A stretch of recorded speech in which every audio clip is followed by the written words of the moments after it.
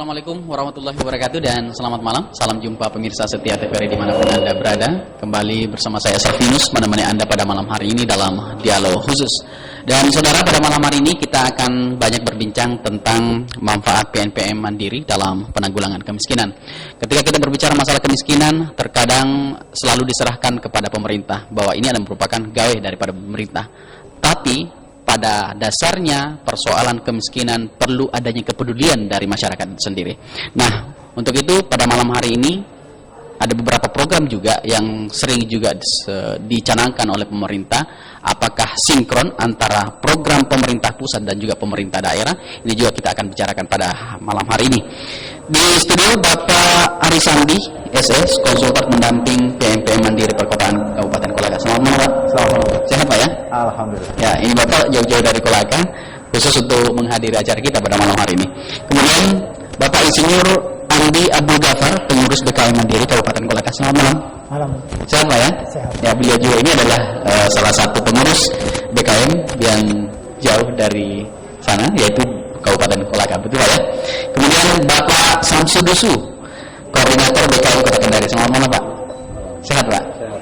Nah, kemudian yang selanjutnya Bapak Lagambo, KSM Al-Hilas Kota Kendari. Assalamualaikum, selamat malam, Pak.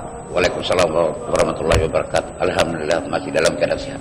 Alhamdulillah. Tentu, walaupun misalnya sudah tua tetap semangat, Pak ya? Ya, bersemangat. Ya, baik. Dan saudara, pada segmen ini pula kami juga mengundang partisipasi Anda untuk bergabung bersama kami di layanan telepon 0401 3195 456. Baik, untuk lebih awal Pak Abdul Ghafar ini selaku ujung tombak yang selalu bersentuhan dengan masyarakat yang miskin. Bisa diberikan gambaran nih Pak Ghafar tentang kondisi masyarakat dan respon dengan adanya program PNPM Mandiri di Provinsi Sulawesi Tenggara, terutama di Kabupaten Kolaka. Ya, terima kasih. Ya. Respon masyarakat cukup bagus terhadap masuknya program PNPM Mandiri Perkotaan di Sulawesi Tenggara umumnya, khususnya di Kabupaten Kolaka yang saya lihat. Karena selama ini masyarakat itu tidak ada yang membiayai bagaimana supaya mereka itu mudah dalam mengakses, menikmati hasil-hasil pembangunan. Alhamdulillah dengan adanya program ini masyarakat itu didampingi, difasilitasi agar mudah mereka menikmati juga hasil-hasil pembangunan seperti masyarakat lainnya. Ya, berbicara masalah hasil pembangunan, bukankah program pemerintah daerah juga bagaimana menurunkan angka kemiskinan di setiap kabupaten? Apakah ketika disetarakan dengan program PNPM Mandiri terasa tidak terbenturan begitu? Tidak. Pengalaman kita selama ini antara PNPM Mandiri Perkotaan dengan program yang datang dari pemerintah daerah kabupaten yang kita maksud itu selalu bersinergi, saling mengisi. Apa yang tidak bisa dilakukan oleh PNPM Mandiri Perkotaan kita jual ke pemerintah kabupaten. Itu demikian juga sebaliknya. Apa yang tidak disentuh oleh pemerintah kabupaten, kita PNPM Mandiri Perkotaan ambil alih. Ya, bagaimana bisa membedakan bahwa ini adalah program pemerintah daerah dan ini merupakan program PNPM Mandiri begitu? Apakah ada simbol tersendiri bahwa ini adalah hasil dari program PNPM Mandiri atau bagaimana? Ya, program PNPM Mandiri Perkotaan kita dibatasi oleh ada kaidah-kaidah di sana. Penerima manfaatnya itu betul-betul harus orang miskin. Sedangkan kalau pemerintah kabupaten itu kan cenderung program itu yang punya nilai besar, sedangkan kita kecil-kecil. Iya. Ya. Dasar dari data yang Anda keluarkan bahwa ini memang dianggap miskin, itu menurut melalui metode apa, Pak? Jadi di dalam program PNPM Mandiri Perkotaan yang namanya indikator kemiskinan itu yang tentukan masyarakat itu sendiri. Caranya melalui ada yang kita namakan ada tahapannya, Pak. Ada refleksi kemiskinan, ada pemetaan swadaya yang dilakukan di tingkat kelurahan. Baik, saya ke Pak Arisan yang paling dekat dengan saya ini terkadang masalah program yang memang langsung bersentuhan dengan masyarakat terkait terkadang sering dicampur baurkan dengan masalah politik nih. Ini sangat-sangat beda-beda tipis nih Pak ya. Nah, bagaimana program PNPN Mandiri itu sendiri terasa tidak bersentuhan langsung dengan program ataupun dunia politik Pak? Karena berbicara masalah politik, apalagi saat ini memang kita tahu selalu yang dicanangkan tentang pemilihan langsung begitu. Ini bagaimana menurut Anda? Iya, kalau PNP Mandiri perkotaan khususnya di Kabupaten Kolaka ini kan menyentuh yang namanya kebutuhan masyarakat. Ya. Ya, karena ada permasalahan kemiskinan di masyarakat, sehingga program ini ada. Ya, jadi sebenarnya tidak ada keterhubungannya dengan kepentingan politik praktis. Ya. Kalaupun ada hubungannya dengan kepentingan politik praktis, itu kan hanya orang-orang tua saja Pak yang ingin mengambil peran, ya, mengambil peran atau peran-peran terselubung di balik program ini. Tetapi kan masyarakat sebenarnya yang paling tahu tentang apa yang menjadi kebutuhan, bagaimana cara mengatasi masalah kemiskinan di kelurahannya masing-masing. Sehingga dengan masuknya program ini sangat tepat.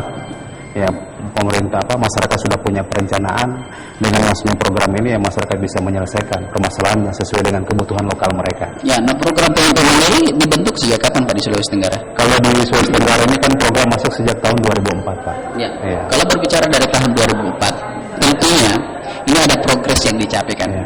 Dari tahun 2004 sampai tahun 2013. Ya. Hari ini selama 9 tahun ini bisa diberikan gambaran nih Pak. Progres apa sih yang sudah dicapai? Ya, kalau untuk progres kan itu kita lebih banyak melihat kepada dampaknya Pak. Ya. Ya, kalau secara real masyarakat, minimal masyarakat itu sudah bisa berkurang yang permasalahan kemiskinan dari masyarakat. Indikatornya apa nih Pak?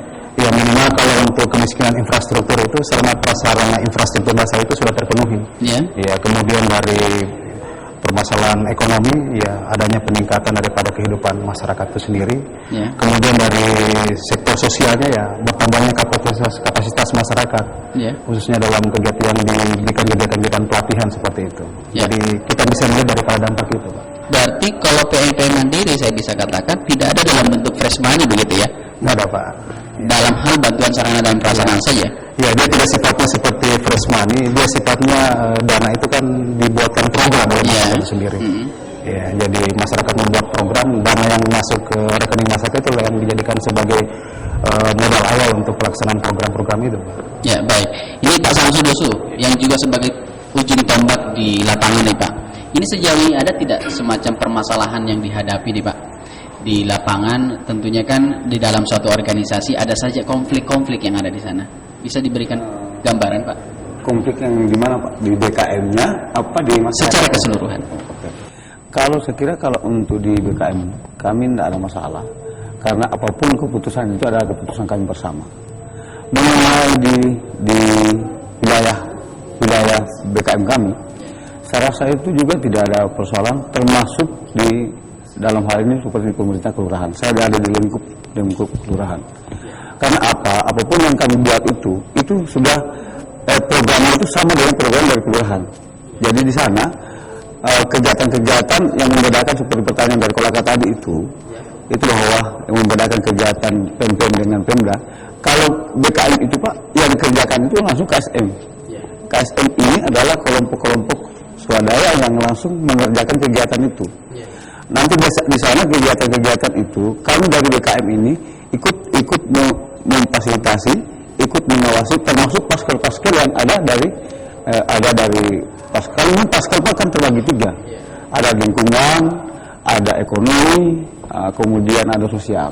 Kalau itu lingkungan, berarti paskel lingkungan yang kami minta supaya didampingi kegiatan-kegiatan kami. Ya, berbicara tentang skala prioritas, ini kan ada beberapa yang memang mendesak harus dibangun Pak.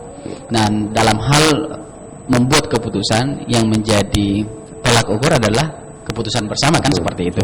Nah, terkait juga di dalam program pemerintah, di mana pemerintah daerah sendiri terkadang sebelum masuk tahun anggaran baru selalu melakukan musrembang seperti itu. Ada tak kaitannya dengan program PNPN Mandiri dengan musrembang? Itu memang itu ada sendiri kegiatan Pak, karena kami dari BKM sendiri itu menyampaikan kepada mulai dari tingkat RT. Seperti di wilayah saya itu ada 7 RT, jadi setiap RT itu masukkan usulannya. Begitu masuk usulannya, kami tampung. Setelah itu dari sekian RT itu kami turun lihat yang mana skala prioritas. Itu semua juga kami ini semua program-program yang dari RT itu tetap kita rangkum semua. Kemudian kami sama-sama dari kelurahan, karena kami tidak mau ada tumpang tindih program. Jadi apapun juga yang kami buat ada di RPJM, Pak, di RPJM itu. Jadi RPJM itu juga yang ada di kelurahan. Karena di PMPM perkotaan sendiri itu, karena kan terbatas masalah dana, Pak. Nah, terus terang masalah dana itu kami terbatas. Terbatas masalah dana dari PMPM-nya atau dari pemerintahnya? Dari PMPM ini kan sudah ada ini, Pak. Kalau mengenai poster sendiri ya? Ada poster sendiri. Iya. Jadi ada alokasi setiap kelurahan sekian. Iya. Kemudian ada dana sharing dari Pemda. Iya. Dana sharing itu yang lalu 2012 itu kita dapat 5%, Pak. 5% dari mana nih, Pak? Kalau misalnya itu kita dapat 150 juta dari BLM-nya, dana sharingnya 7.500.000. Iya. Terus dana sharing dari 7.500.000 itu diapain? Memang dari 7.500.000 itu tidak perlu semua, Pak, karena di sana ada 2 operasional 5%. Iya. Jadi kalau 7.500.000 mungkin kurang lebih sekitar 7.125.000. Baik. 7.125.000 inilah yang kita carikan kegiatan yang kira-kira bisa mencoba dengan dana itu. Ya. Untuk di wilayah saya untuk 2012 itu kami buatkan dekar, Pak, dan pas untuk dana itu. Berarti memang dalam hal mengerjakan program PMPM Mandiri kerja ikhlas begitu ya? Ikhlas, Pak. Kerja ikhlas. Baik, Pak Lagambo, selain juga sebagai KSM Ahli Las Kota Kendari. Nah, wacana yang muncul nih, Pak, bahwa program PMPM Mandiri sendiri kemungkinan akan berakhir tentunya kan di tahun 2014 mungkin seperti itu ya. Nah, keberlanjutannya kan otomatis ini bertumpu pada program yang sudah dijalankan sejak tahun 2004 lalu seperti itu. Nah, ada tidak semacam antisipasi sebelumnya nih Pak Lagambo yang juga sebagai KSM Ahli Hilas untuk kontinuitas daripada program ini supaya tidak terhenti begitu, Pak? Ya, terima kasih. Saya selaku ketua KSM Ahli Hilas, di sana itu kalau kita ada program kerja misalnya yang kita lakukan itu dalam program itu misalnya dalam gambar itu misalnya deker ketebalan itu misalnya panjang 2 kilo, kalau memang panjangnya kami kerja misalnya 200 kaki lebih panjangnya. Kalau dalam gambar itu misalnya besinya itu 6 batang, saya beli 10 batang panjang 12. Dalam proposal itu misalnya campuran itu 1/4 tapi saya lakukan 1/3 untuk di atas ketebalan 20 cm, saya lakukan 25 cm. Dalam proposal itu dalam gambar itu tidak ada sayap, tidak ada lem, tapi saya lakukan ada sayap, ada soplik yang saya lakukan. Jadi kalau seperti itu sumber anggarannya dari mana ketika Anda anggaran dari misalnya anggaran 20 juta. Ya. Jadi itu yang saya lakukan. Kalau kita kasih itu menginginkan mengharapkan sisa, itu pekerjaan itu sudah tidak bermutu. Ya. Mengharapkan kita KSM, mengharapkan sisa itu sudah pekerjaan sudah tidak bermutu. Ya. Kalau ketika pekerjaan itu tidak bermutu, apa tindakan Anda sendiri? Kalau anda kata pekerjaan itu tidak bermutu, misalnya andai kata rugi, ya. Saya itu misalnya rugi, saya itu merupakan ibarat pada rugi. Baik. Ya. Bukan rugi karena materi ya, tapi materi. Andai kata tidak mungkin mau rugi. Ya. Paling rugi tenaga. Ya. Kalau mau rugi, berarti tenaga untuk pribadi saya itu merupakan ibadah. Baik. Saya mungkin keberlanjutan nih Pak, kembali saya tanyakan. Nah, seperti yang saya sudah sampaikan bahwa keberlanjutan PMPM Mandiri ini memang sebenarnya sangat diharapkan oleh masyarakat bahkan di Indonesia malah seperti itu. Nah, Anda sebagai konsultan juga ini kan tidak hanya sampai di sini kan. Ini mengharapkan program ini mesti tidak dianggarkan di APBN, tetapi tetap menyatukan visi dan misi bagaimana mengurangi angka kemiskinan, terutama dalam hal infrastruktur ini, Pak. Ada trik-trik ataupun ada semacam saran yang bisa disampaikan kepada koordinator BKM dan juga koordinator-koordinator yang lain di wilayah Sulawesi Tenggara? Iya, terima kasih Pak. Jadi memang 2 tahun terakhir ini kita menggiring pemerintah daerah Pak untuk secara bertahap dan berkesinambungan ini mengambil alih. Ada proses take over. Ini kan program nasional. Punya punya durasi waktu yang jelas, ya. Tapi setidaknya harapan kita setelah 2014 nanti beberapa pemerintah daerah yang punya kemampuan pendanaan yang cukup itu bisa mengambil alih, ya, bisa mengambil alih melanjutkan membiayai daripada program-program penanggulangan kemiskinan itu. Respon dari pemerintah sendiri ketika Anda membangun komunikasi? Sebenarnya kalau untuk respon itu mereka ya bisa dikatakan untuk kondisi sekarang ini masih melihat perkembangan berikutnya, Pak. Yeah. Karena apapun yang dikerjakan masyarakat itu kan sebenarnya itu bagian dari program kegiatan pemerintah itu. Yeah. Hanya mungkin yang membedakan sumber pembiayaannya, ada yang bersumber dari APBN, ada yang bersumber dari APBD. Tapi program itu memang program yang menjadi kebutuhan dasar masyarakat. Tapi terkadang kan begini Pak Arisandi, bahwa berbicara lagi tentang masalah musrembang skala prioritas yang dari tahun ke tahun masuk dalam selalu diusulkan, tapi toh juga tidak diakomodir begitu. Iya. Kalau saya melihat memang kan mungkin bisa jadi pada saat musrembang itu ya yang dibawa itu keinginan bukan kebutuhan. Ya. Kalau yang BKM ini kan sudah mulai program penanggulangan kemiskinan kajian tenaga selama 3 tahun. Ya. Sementara pemerintah juga kan punya RPJM. Sebenarnya dua konsep ini kan sama saja. Hanya mungkin yang membedakan kalau BKM ini kan berbasis kepada masyarakat miskin. Sebenarnya tidak perlu ada perbedaan ini.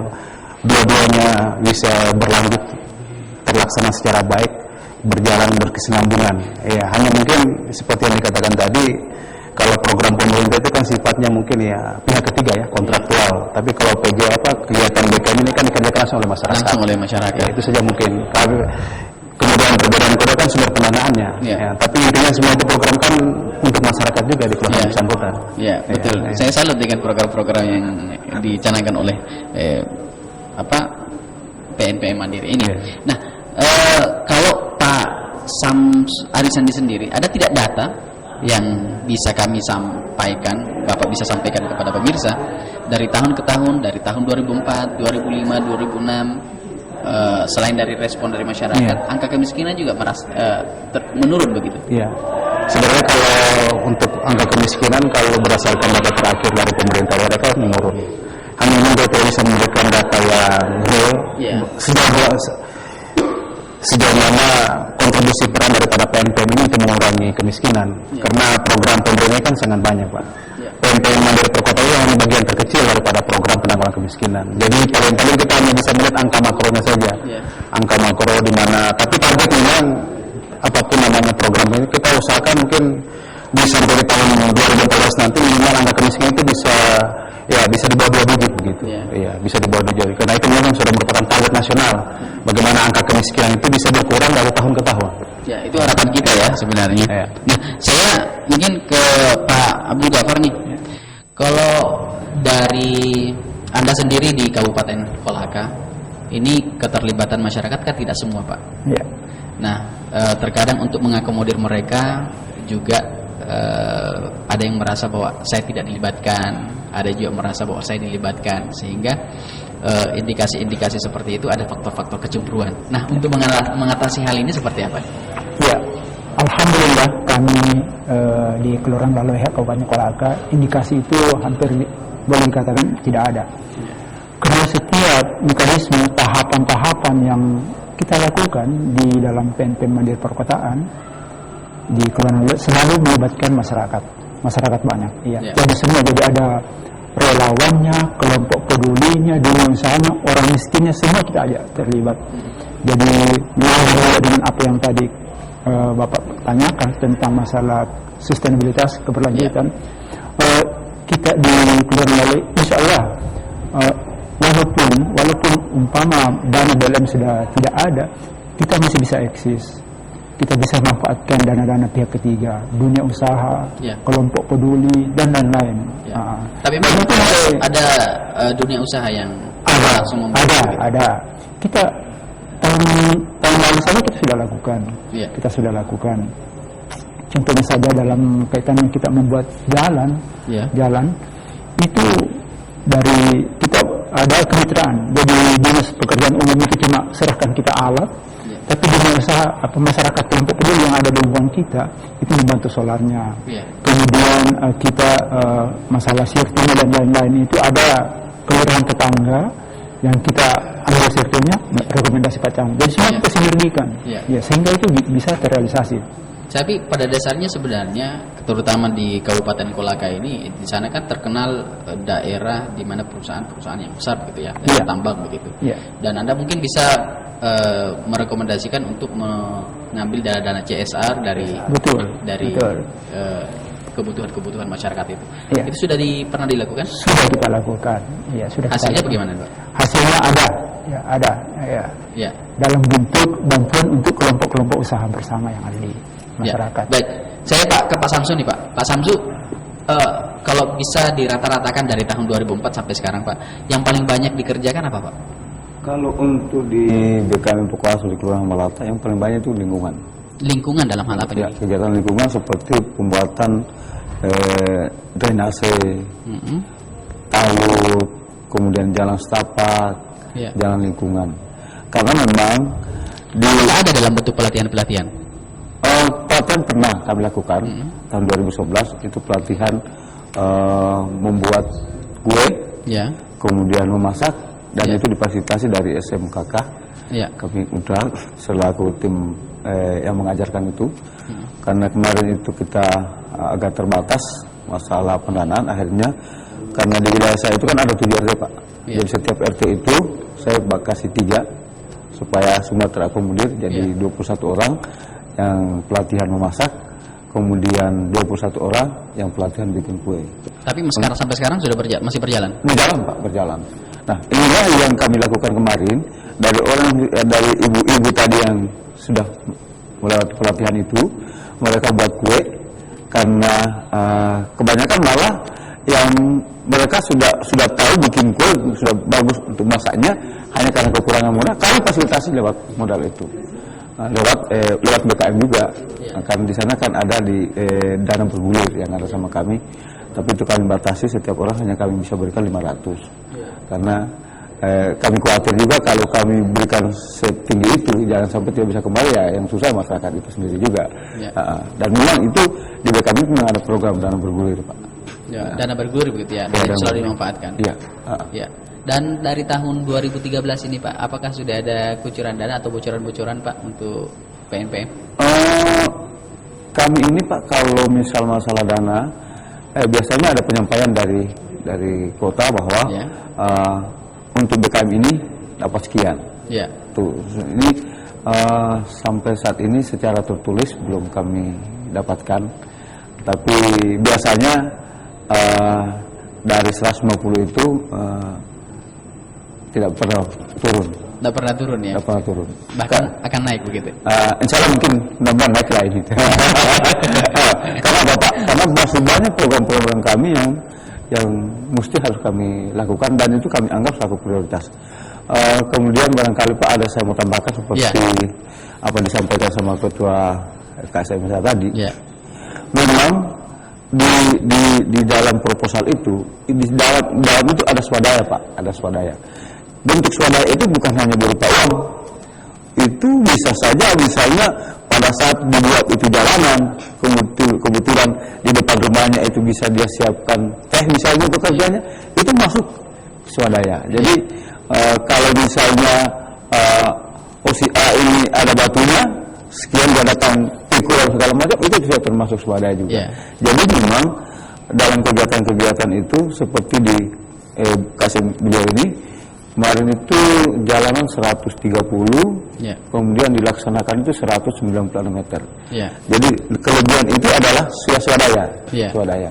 Dan saya sebelum KSM itu bekerja, saya selalu menyampaikan bahwa kalau bisa dilebihkanlah sedikit. Artinya dengan kelebihan itu berarti kan partisipasi masyarakat yang ada di lingkungan situ itu sangat proaktif. Dan insya Allah, Pak, di 2013 itu karena memang ada daerah yang kemarin itu sangat terisolir, dan 2012 ini kami sudah buka akses. Setelah kami melihat memang masih banyak yang perlu dilakukan pemenahan. Baik. Dari dana yang Bapak sampaikan tadi, memang kalau untuk membangun suatu sebuah sarana memang sangat-sangat terbatas ya. Tetapi yang menjadi tolak ukur apakah kualitasnya atau kuantitas, itu kan yang menjadi persoalan, Pak. Jangan sampai karena persoalan jumlah yang kita lihat, lantas diperhatikan masalah kuantitas.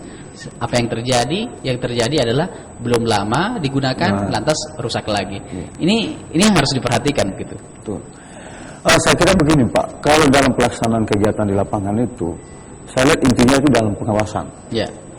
Dari mulai dari start kita sudah mulai awasi sampai terakhir, dan ini juga saya tidak tahu Pak ya kalau di tempat lain.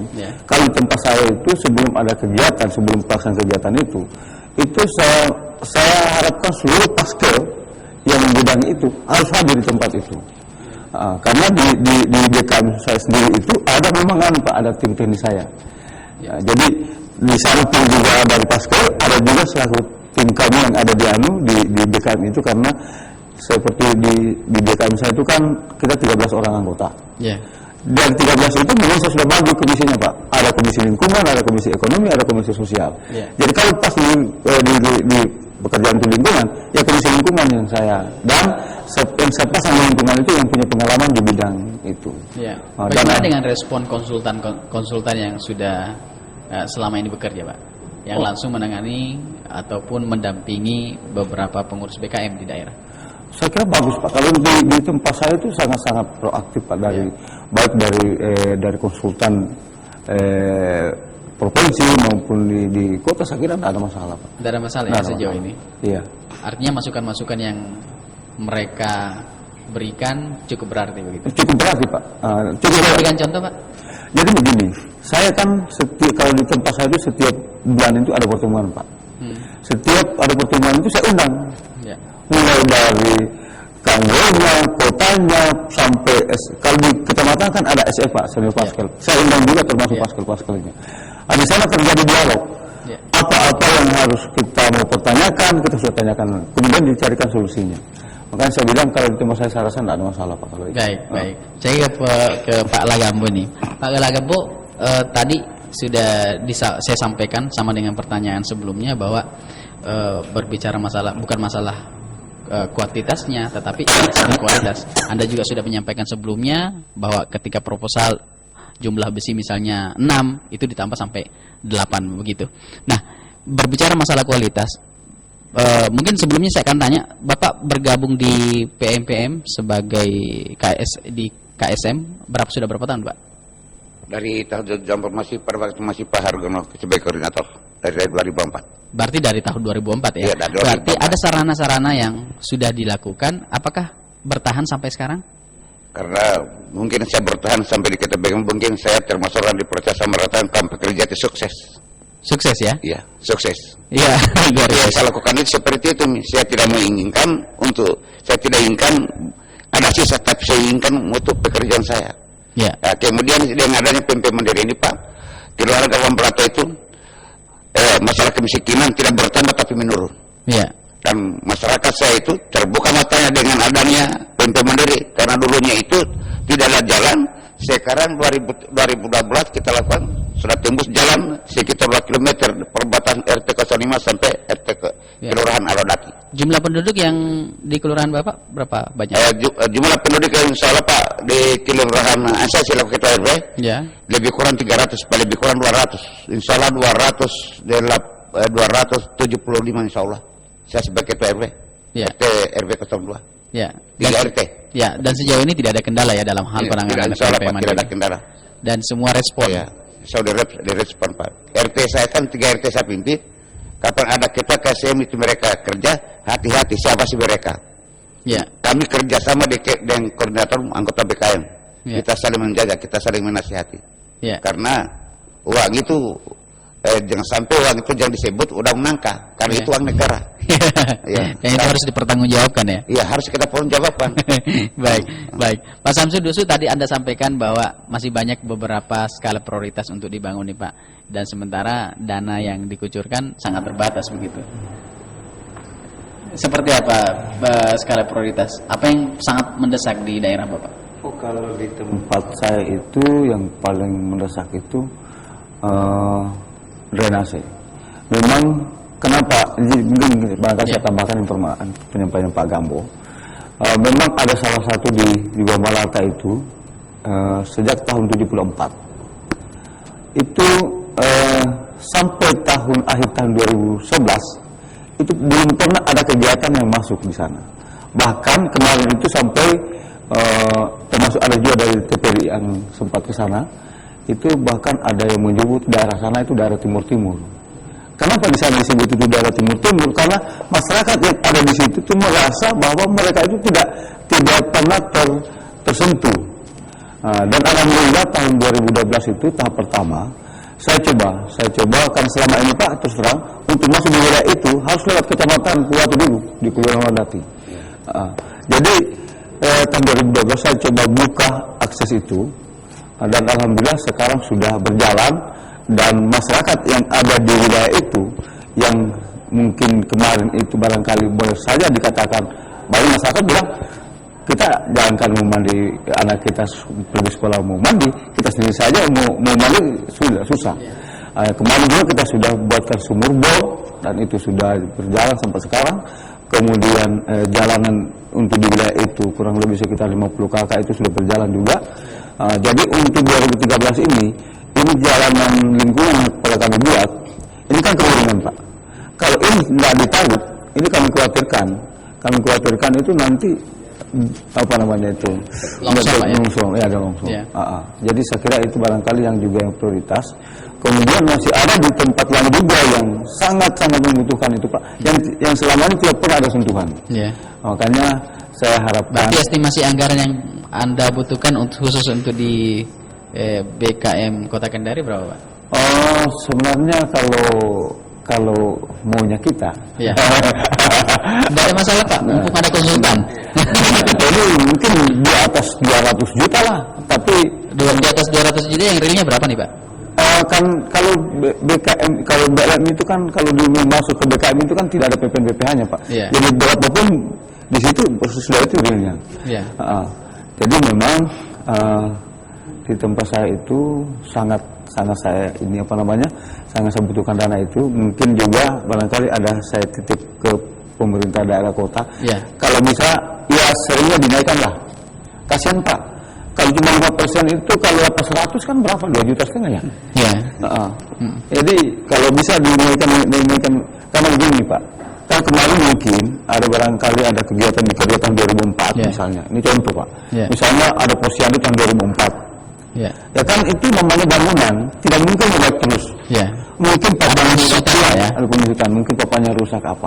Nah sementara ada petunjuk bahwa kalau sudah dikerja PPN itu tidak boleh ada tempat yang sama itu juga yang kita kerjakan. Nah kalau ada sharing itu mungkin dana sharing itu mungkin bisa kita dorong untuk di situ. Nah ini yang kita harapkan. Masa saya terus terang Pak, saya baru satu kali dapat dana sharing itu 2012 kemarin. 2011 malah nggak jadi turun dana saya Pak. Dan tahun 200 yang turun cuma 120 nya terpending karena mungkin dana sharing enggak. Berarti ini sebenarnya kewenangannya dari konsultan ya. Berarti lobby terhadap kepada pemerintah ini harus lebih giat begitu, Pak Arisandi. Sebenarnya juga pemerintah itu punya alasan klasik Pak. Alasan ketersediaan dana APBD-nya terbatas untuk mengurus itu. Tapi sebenarnya komitmen dana sharing itu merupakan keputusan nasional. Pemerintah pusat sudah menurunkan anggarannya melalui APBN. Itu diminta lah masing-masing daerah untuk komitmen. Ya, kalau untuk Kota Kendari kan dia masuk kategori fiskal rendah. Dia sharingnya itu 5% Pak. Ya, saya kira 5% itu kan bagi daerah itu kan ya kontribusinya lah bagaimana komitmen pemerintah daerah untuk penanggulangan kemiskinan. Itu dilihat dari bentuk sharingnya. Belum lagi mungkin dana-dana. Saya sepakat dengan yang dikatakan tadi. Harapan kita sebenarnya ke depan dengan akan misalnya berakhirnya program PNPM ini sebenarnya peran aktif dari pemerintah itu lebih dominan.